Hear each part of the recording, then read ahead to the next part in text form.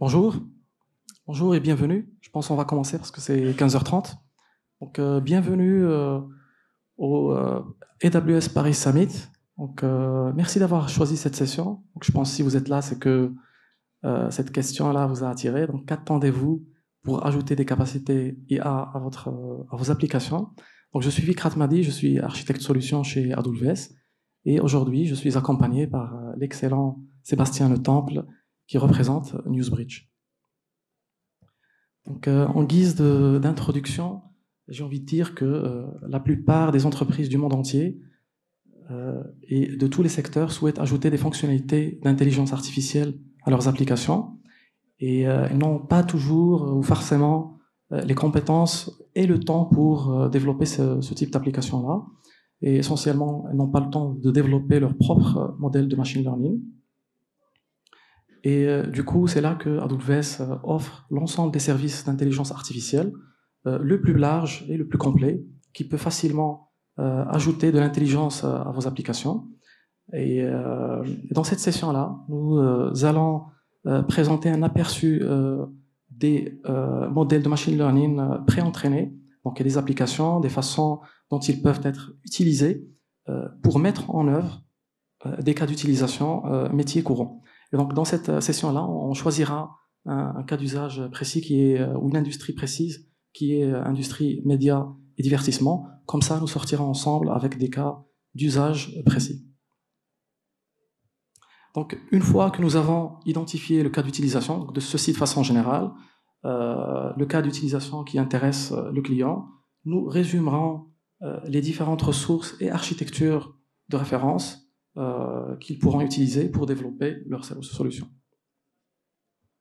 Donc, quelques chiffres clés autour de nos clients. Donc, nous avons plus de 100 000 clients qui utilisent AWS pour l'apprentissage automatique. Donc, des petites entreprises, des grandes entreprises, secteur public, secteur privé, et plusieurs différentes industries. Mais l'utilisation du machine learning et de l'intelligence artificielle n'est qu'à son début, et la demande ne fait que croître dans certaines industries. Donc là, je vais faire un petit zoom sur l'industrie donc médias et divertissement. Quelques chiffres rapides. Comme vous le savez, nous sommes entourés d'émissions de télévision, de films, donc de podcasts, contenu audio, vidéo, donc photo. Un contenu qui est créé et stocké à un rythme exponentiel. Et donc, avec toutes ces nouvelles plateformes que vous connaissez certainement, et la flexibilité offerte pour la consommation du contenu, quand vous voulez, où vous le voulez, et à la vitesse qui vous arrange, la demande, comme vous pouvez le comprendre, autour du contenu ne fait qu'augmenter. Et donc, bien que cela soit évident pour vous, permettez-moi de partager quelques tendances autour des médias. Donc, premièrement, il y a une demande d'interactivité et de personnalisation qui ne se limite pas au fait d'omettre un générique, une introduction, ou de choisir une vitesse de lecture. Donc, ça ne se limite pas à ça. Deuxièmement, il y a le fait de proposer un sous-titrage et un contenu localisé qui devient vraiment une nécessité et fortement souhaité pour s'adapter à des besoins géographiques étendus. Et troisièmement, l'optimisation en temps réel, l'augmentation de la capacité de partage ou encore le placement des annonces contextuelles pertinentes.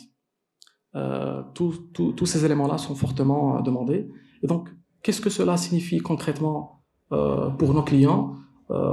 Les utilisateurs attendent plus des entreprises et donc nos clients doivent accélérer l'innovation pour se différencier et maintenir leur rentabilité.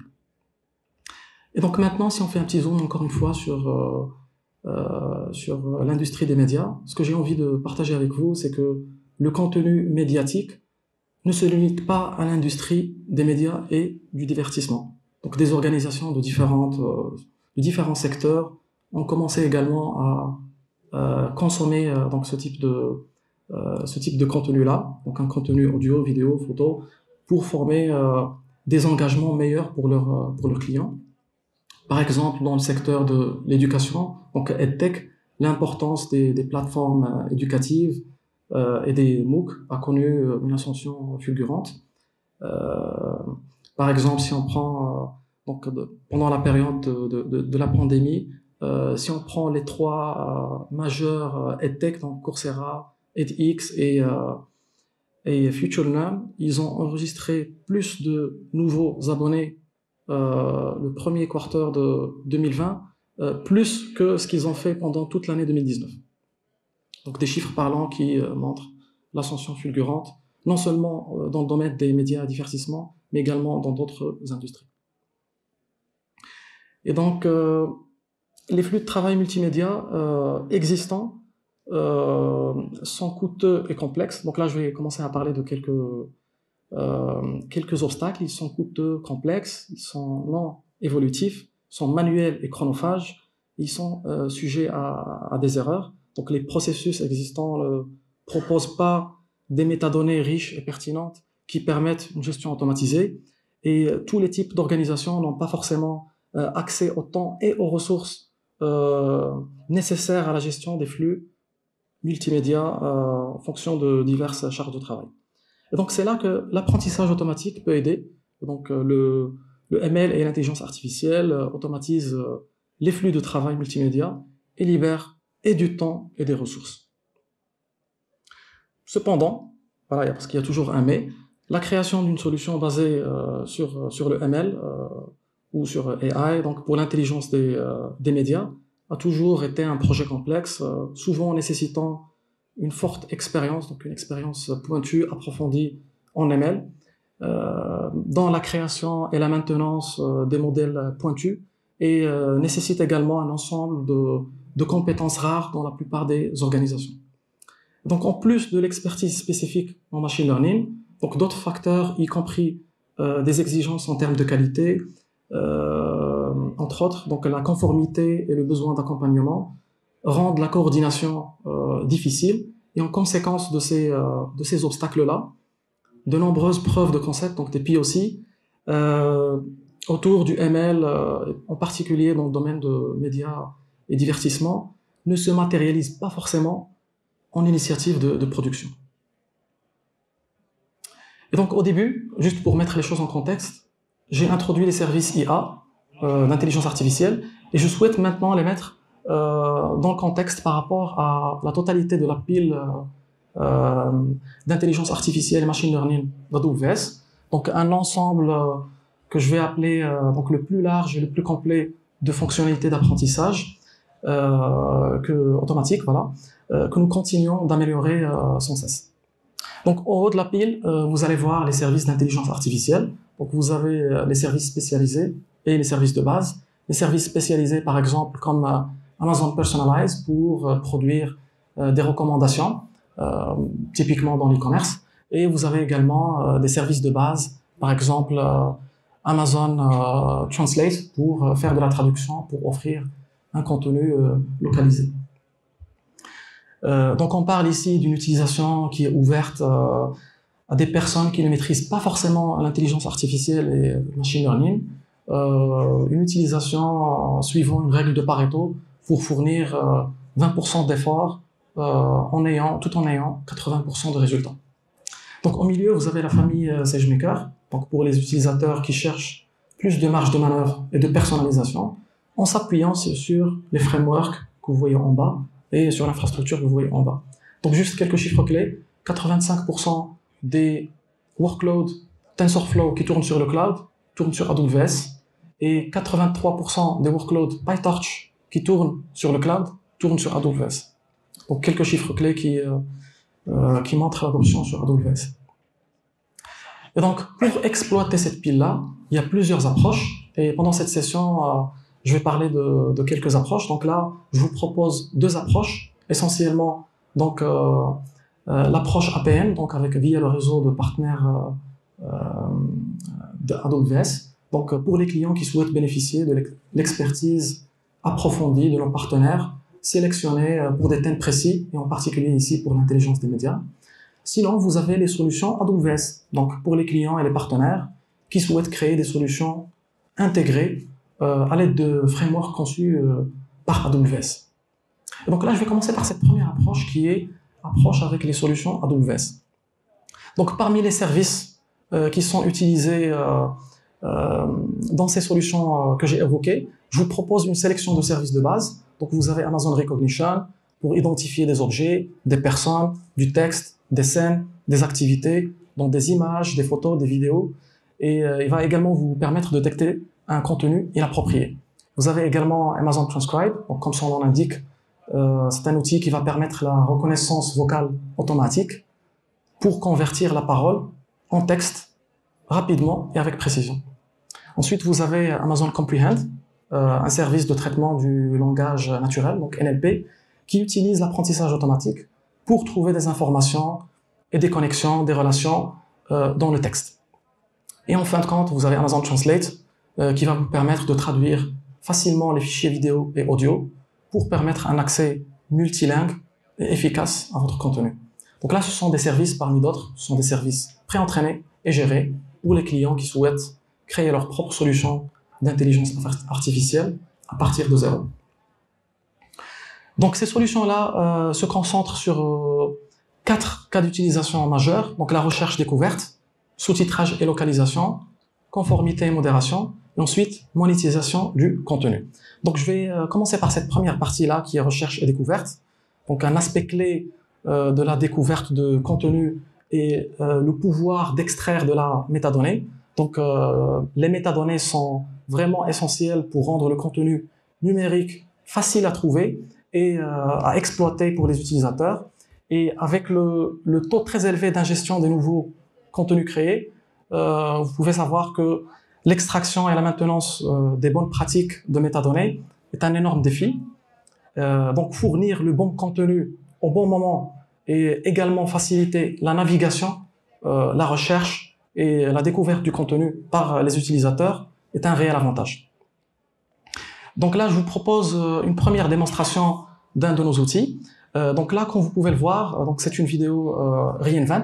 Donc ce que je vais faire, je vais partir sur la partie donc célébrité et je vais filtrer sur Andy Jassy, qui est notre CEO. Je vais également pouvoir jouer sur le taux de confiance. Et donc vous voyez que automatiquement en bas à droite, on a toutes les séquences où Andy Jassy se trouve par rapport à la vidéo. Donc ça c'est la mention célébrité. Si je clique sur la partie donc Larry, on voit également le visage de Larry qui se glisse dans la présentation d'Andy, une petite blague.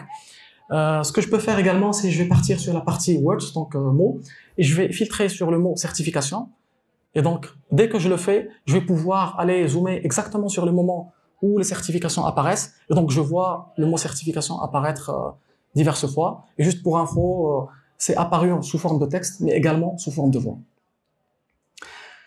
Donc ça, par rapport à cette première démonstration. Maintenant, je vous propose une deuxième démonstration autour de la recherche. Donc là, comme vous pouvez le voir, je vais chercher sur le mot AWS. Donc là, sur la librairie que j'ai déjà préparée, donc on voit pas mal de vidéos avec plusieurs colonnes. Donc, est-ce que ce sont des visages? Est-ce que la détection s'est faite via le visage, via des étiquettes, via un texte ou via un transcript?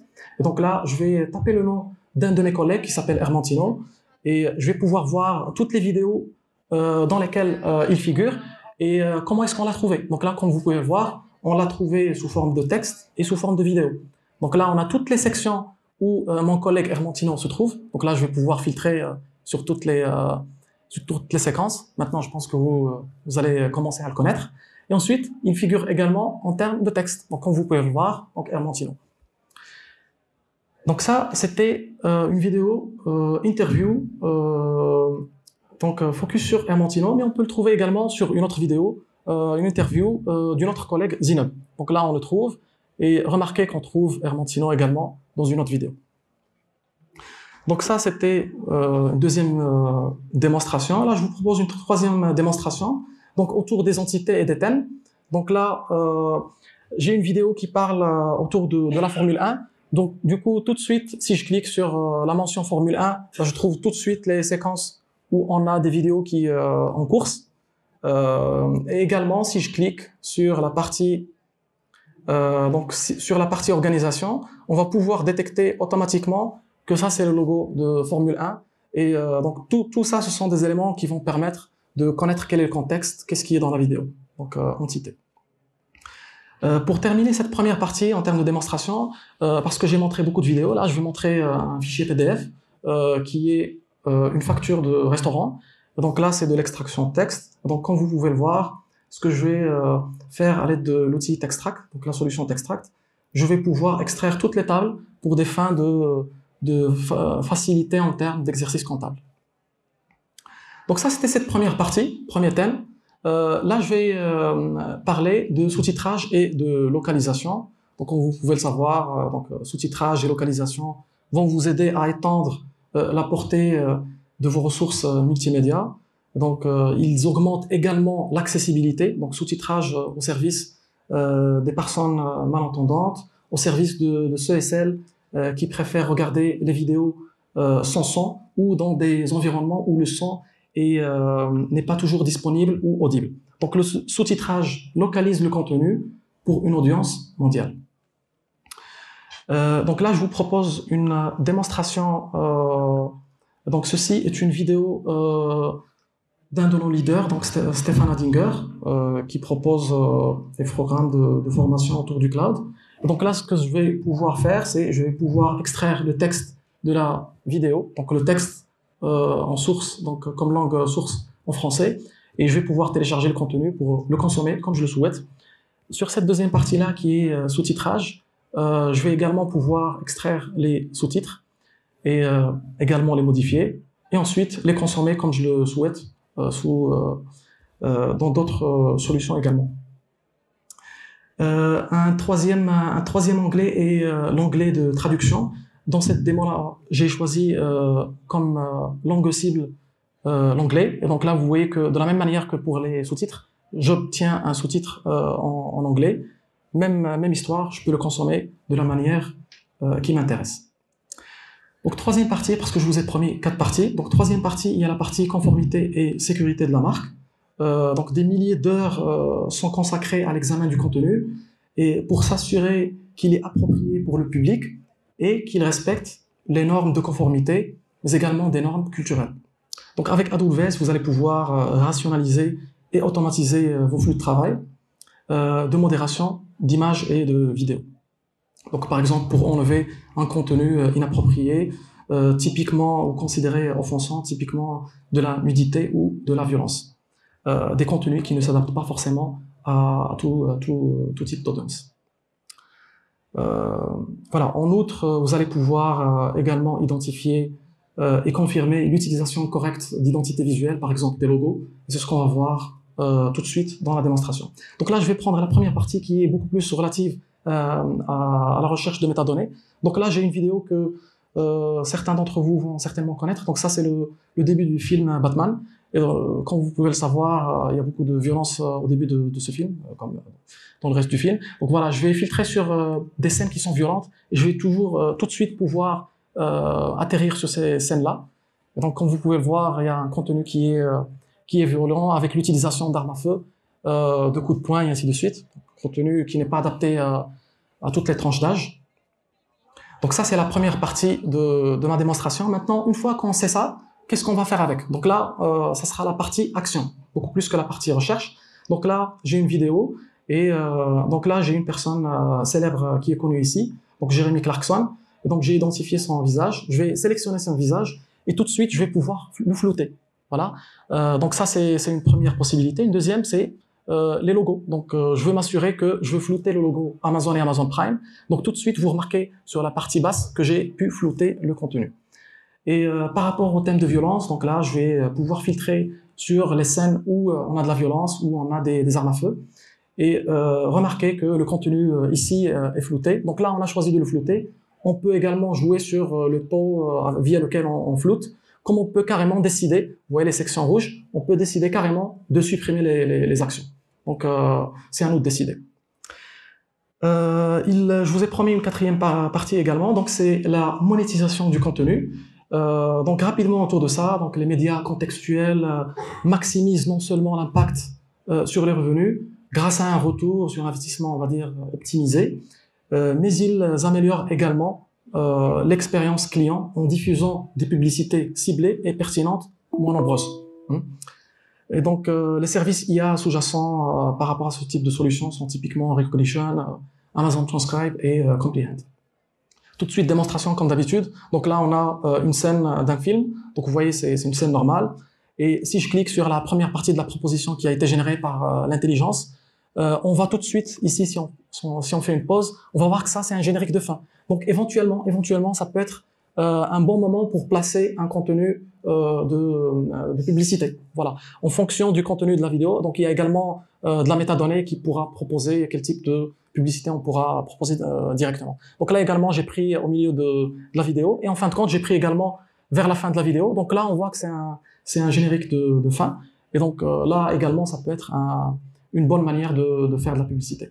Voilà, tout ça pour vous dire, il y a une intelligence qui détecte le contexte, les changements de contexte pour pouvoir faire des placements intelligents et moins nombreux.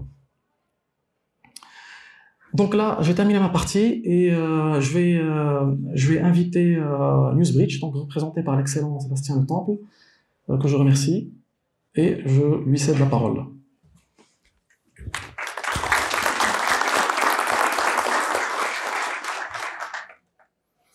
Bonjour à tous, donc je suis Sébastien Le Temple et je serai votre guide aujourd'hui pour découvrir comment Newsbridge, un client AWS, utilise l'IA dans son application.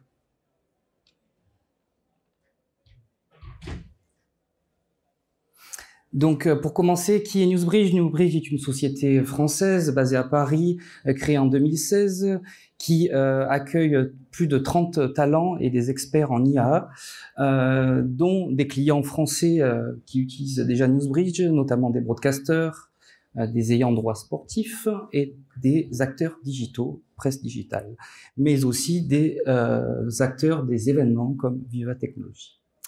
Newsbridge s'adresse aux différents besoins du marché et challenges du marché, notamment des acteurs médias et en droit sportif, suite à, comme le disait Madi, la création exponentielle du contenu média, notamment à cause de l'arrivée du digital.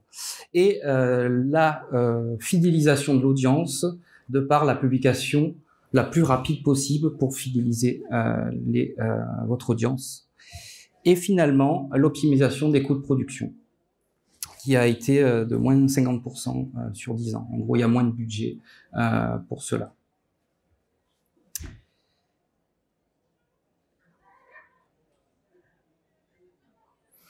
Donc, quelques chiffres pour vous donner un peu une idée du nombre de vidéos produites par les sociétés de médias.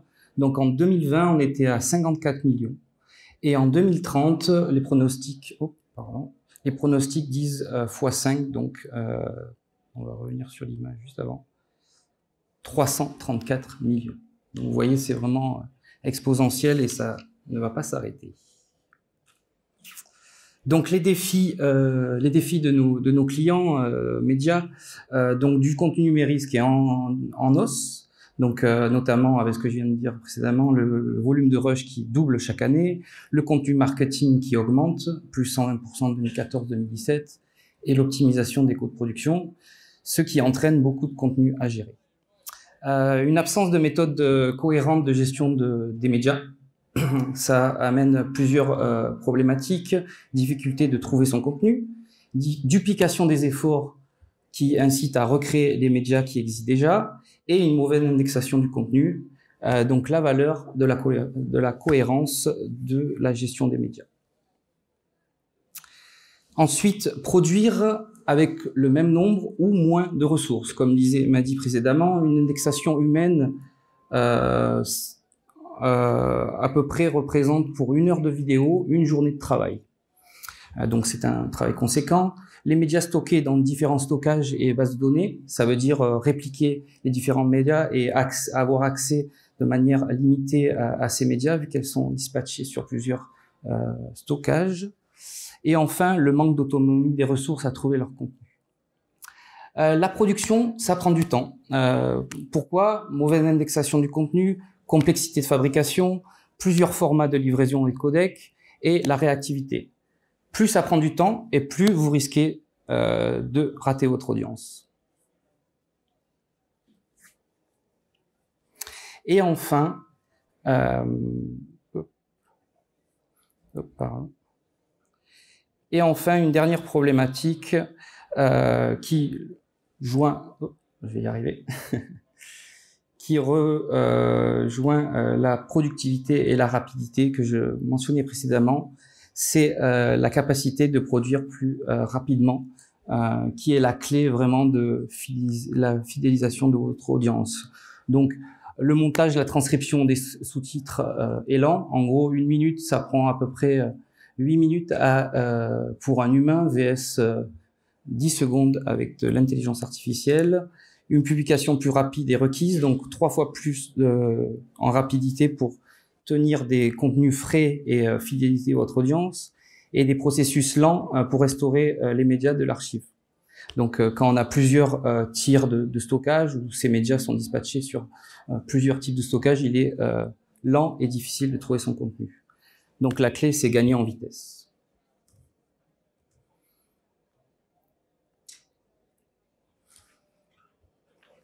Donc, Newsbridge est un client AWS qui utilise l'infrastructure AWS avec différents services comme du compute, du stockage et de l'AI/ML grâce aux services fournis par AWS. Donc là, vous avez un petit diagramme technique de notre infrastructure.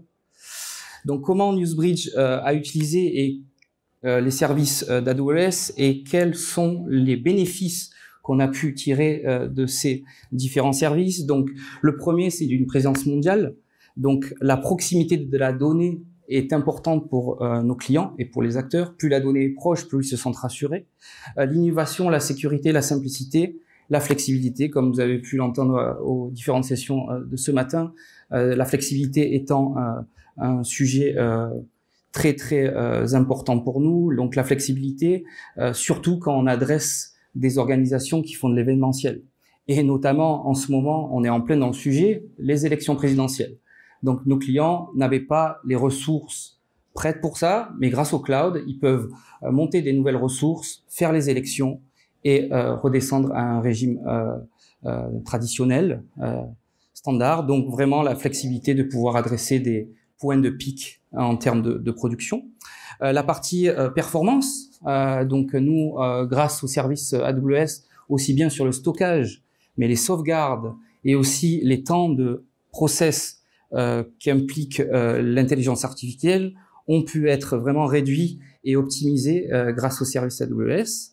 La partie machine learning et IA, donc avec la puissance de calcul sans serveur, donc du serverless, et la partie CDN, ainsi que l'intégration avec l'écosystème, qui est primordial dans le monde des médias et pas que d'ailleurs, mais vraiment avoir la puissance de connexion des connecteurs pour s'intégrer avec l'écosystème et pas rester sur un univers fermé.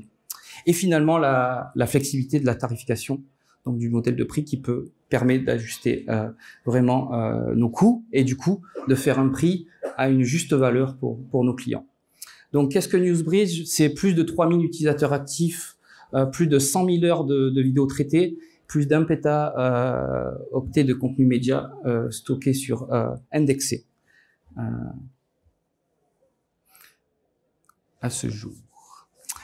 Donc là, je vais continuer la présentation en vous démontrant, vous expliquant les différents services intelligence artificielle. Mais avant cela, je voudrais juste faire un petit point sur un sujet qui devient très important et dont la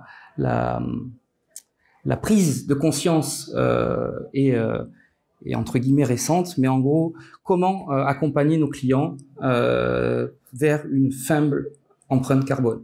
Et comment l'IA aide-t-elle à réduire l'empreinte carbone. Quelques chiffres, auto-indexer un contenu vidéo avec de l'IA, c'est 10 fois plus efficace en termes d'émissions de CO2 versus le faire manuellement, donc par l'homme. 8 fois moins cher qu'un travail fait par l'humain, et 8 fois plus rapide. Du coup, les humains pourront se vraiment concentrer sur la création de valeur et moins sur les tâches répétitives qui peuvent être faites avec de l'IA. Le cloud natif est aussi un atout pour l'optimisation de l'empreinte carbone, l'allocation dynamique de ressources, évite le gaspillage énergétique. L'IA, c'est puissant, c'est bien, mais ça consomme de la ressource et du coup de l'énergie. Et l'élasticité des ressources est clé pour optimiser cela. L'optimisation, of course, bien entendu, du stockage. Pas de stockage vide, on est sur du stockage qui grossit, donc ça permet d'optimiser. Notre chiffre, 25 fois moins d'émissions de CO2 sur 3 ans par rapport à un MAM traditionnel, donc à une solution de Media Asset Management traditionnel versus une solution de Media Asset Management Cloud Native. Pour conclure la vidéo, ça ne devrait pas nous coûter notre planète. Et c'est vraiment ce qu'on essaye de proposer à nos clients avec l'aide de AWS.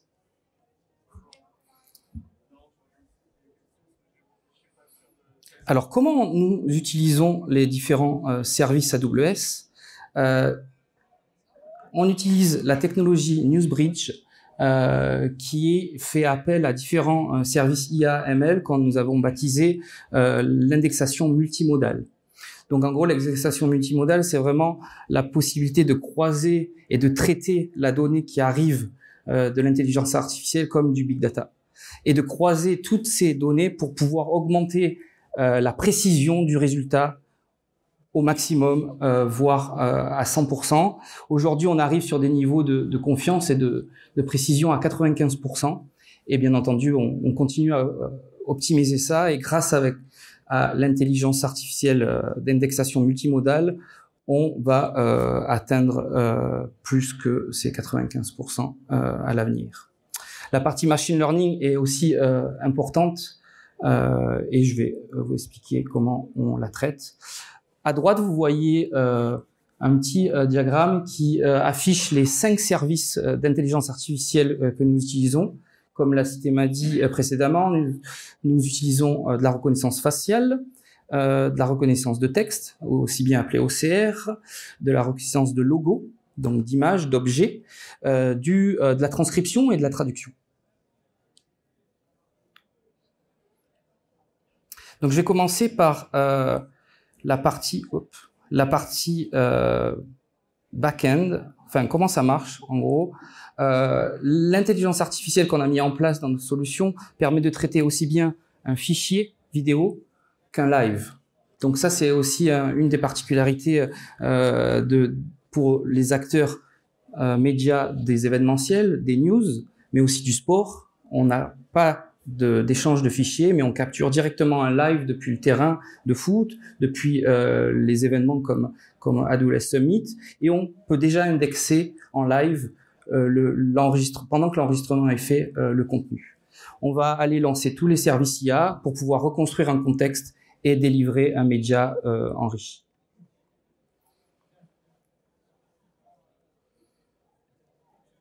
Oups. Décidément, je ne sais pas utiliser la souris. Alors, et voilà. Donc le premier service, je vais aller assez rapidement sur cela, c'est la reconnaissance faciale et surtout la possibilité de croiser les différentes données pour supprimer les faux positifs. Et oui, la reconnaissance faciale, c'est bien, ça marche, mais ça a des limites. Et aujourd'hui, on arrive sur ce cas-là, par exemple, à identifier une personne et à se retrouver avec un faux positif. C'est-à-dire que l'intelligence artificielle, la reconnaissance faciale, va identifier la personne comme la même personne, alors que c'est 2 personnes différentes qui sont nées et qui ont vécu à des époques différentes. Alors comment, vous allez me dire comment on arrive à séparer cela? Mais on va aller faire appel aux autres services IA et pas qu'à la reconnaissance faciale. La reconnaissance faciale va nous donner un premier résultat. On va aller croiser aussi bien le transcript que les métadonnées qui arrivent de bases de données type Wikipédia ou autre, mais aussi la détection NLP, donc de mots à identité dans le transcript et dans le texte à l'image, notamment par exemple la date de naissance de la personne, les différents lieux où il a vécu, par exemple Angel Di Maria,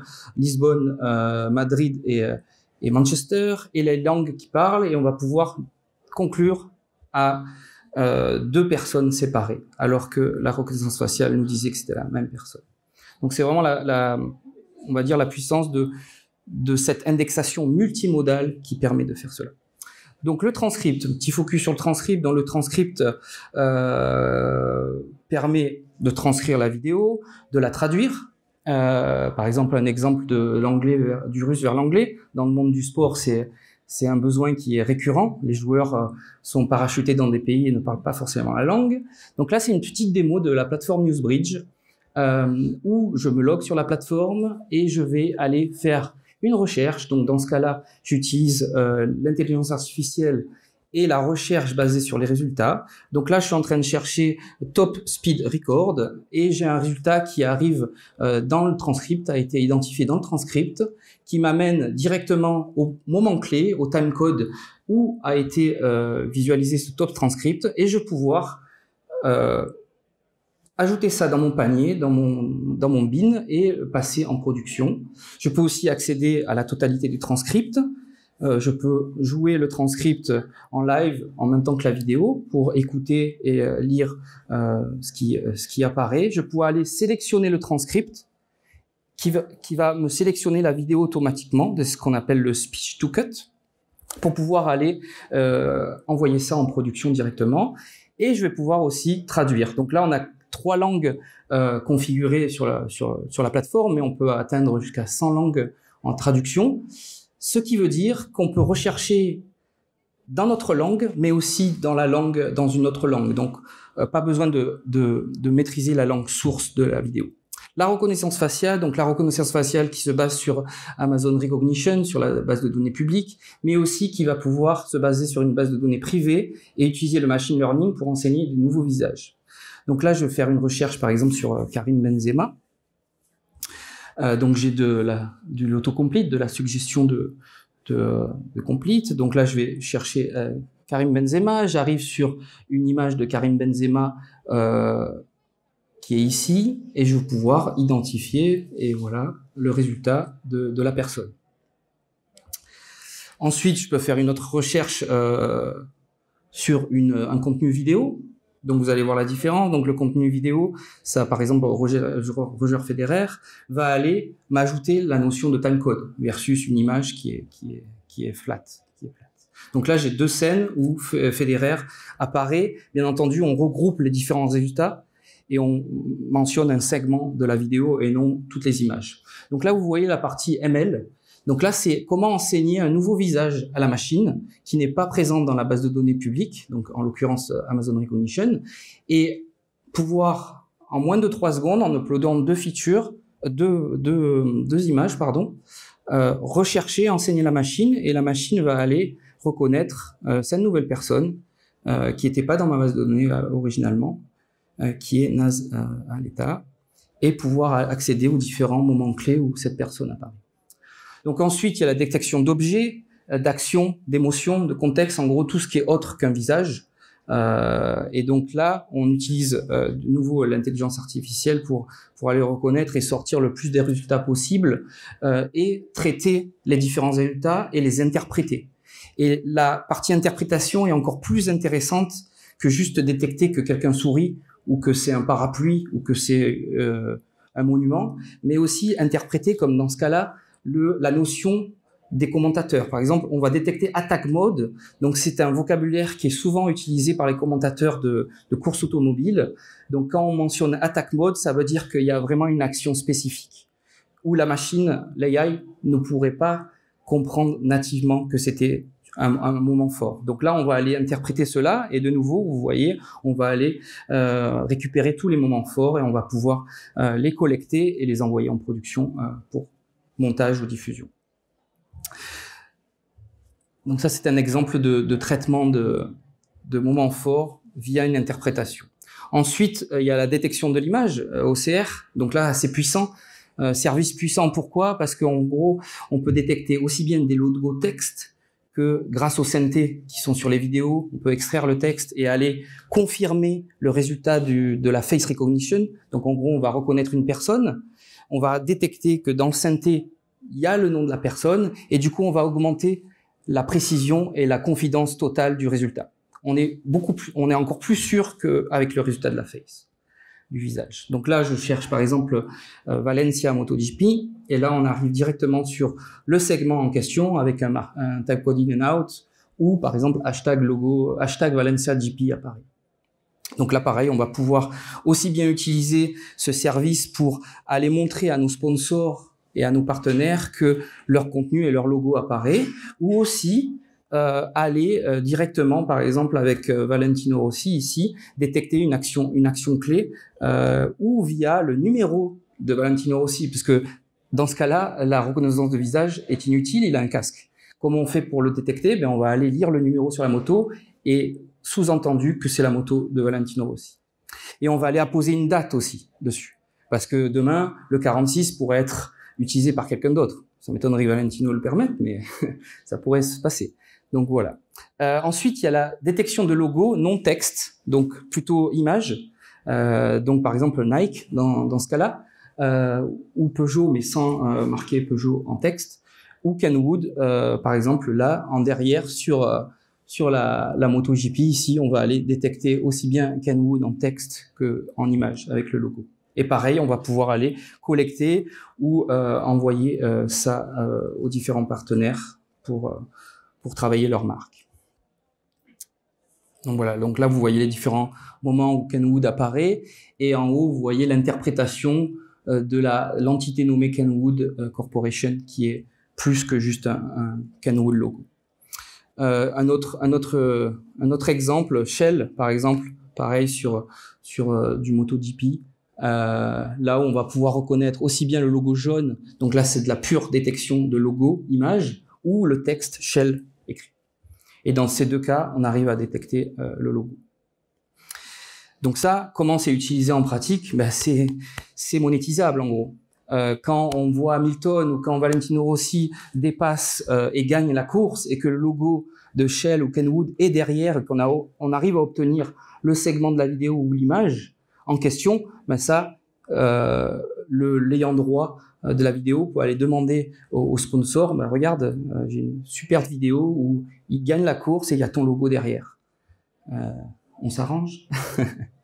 Enfin, je vais passer un peu vite, mais enfin, le dernier sujet où on travaille au niveau R&D sur le sujet, c'est la diarisation multimodale. Donc la diarisation, une technologie qui va permettre, notamment comme sur la vidéo, sur la démo ici, de détecter aussi bien les locuteurs, mais aussi de détecter la voix, d'interpréter la voix. Donc par exemple, dans le transcript, on va non seulement faire un transcript, mais détecter grâce à la reconnaissance faciale et à la reconnaissance de voix qui parle. Et on va pouvoir séparer et segmenter les sous-titres par locuteur. Donc ça, c'est assez utilisé et assez demandé dans le marché de la production média.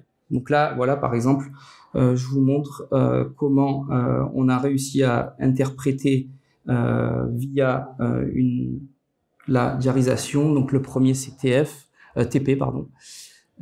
On va voir de suite. Donc là, je suis juste en train de jouer le transcript.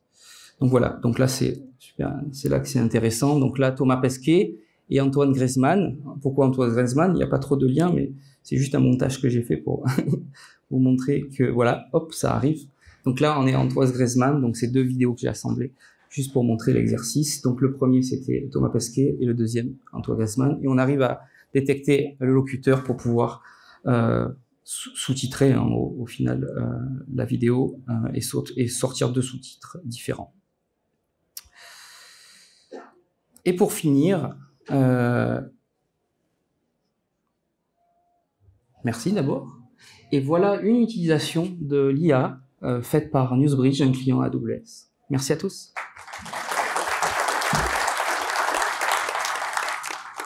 Merci. Avant de clôturer la session, donc je remercie NewsBridge pour cette présentation. Donc n'hésitez pas à scanner le badge pour consulter l'offre de NewsBridge si vous le souhaitez. Quelques prochaines étapes à partager avec vous, c'est donc l'AWS Partner Network si vous cherchez des partenaires qui vont vous accompagner dans vos futurs projets. Vous avez également la librairie de solutions que j'ai proposé également, donc je vous invite à scanner les QR codes. Donc là, c'est une petite démonstration pour voir comment utiliser le lien. Donc là, vous allez pouvoir commencer à travailler avec les partenaires. L'interface est très intuitive, donc vous avez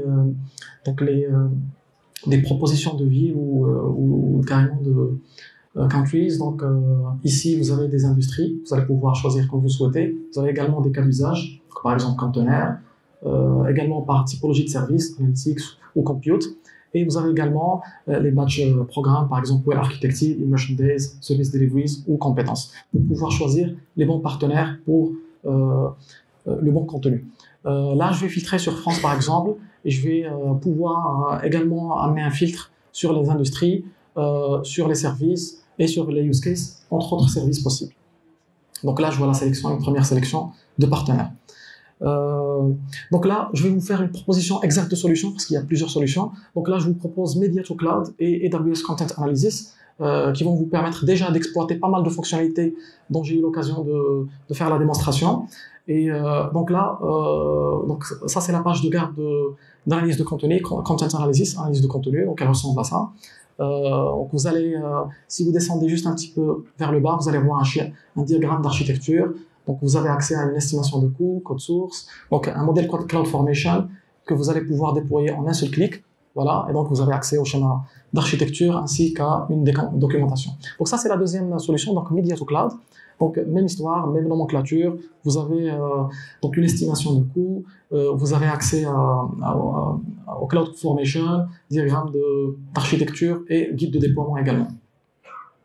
Donc là, quelques next steps rapidement. Donc AWS Skill Builder, je vous laisse scanner les QR codes. Vous avez accès au Skill Builder pour travailler sur la formation et vous avez également la certification pour rejoindre le réseau de certifiés AWS. Donc je vous remercie pour votre patience, j'espère que la session vous a plu et je vous laisse profiter des autres sessions du Summit. Merci encore une fois et à très bientôt. Bye bye.